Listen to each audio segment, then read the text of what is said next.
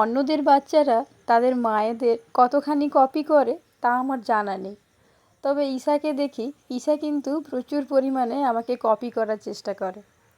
আমি যখন যা করি ওকেও তাই তাই করতে হবে। আমি ভিডিও বানাই, তাই ঈশাও আমাকে দেখে ভিডিও বানানোর চেষ্টা করে। অনেক সময় দেখি লুকিয়ে লুকিয়ে মোবাইল অন করে নিজের ভিডিও নিজে নিজে তোলে।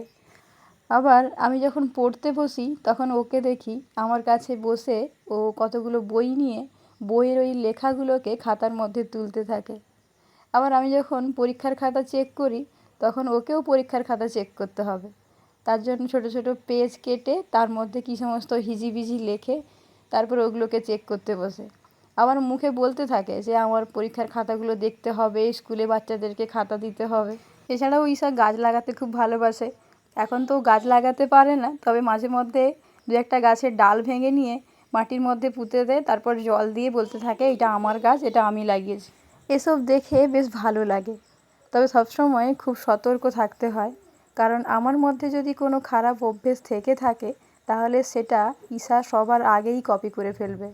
তাই সবসময় চেষ্টা করি অন্ততপক্ষে ঈশার সামনে যাতে করে আমার কোনো রকম খারাপ অভ্যেস প্রকাশ না পায়। আচ্ছা, আপনার বাড়ির ছোট্ট সদস্যটিও কি ঈশার মতো কাউকে কপি করে? যদি করে তাহলে কাকে করে কমেন্টে জানাতে ভুলবেন না।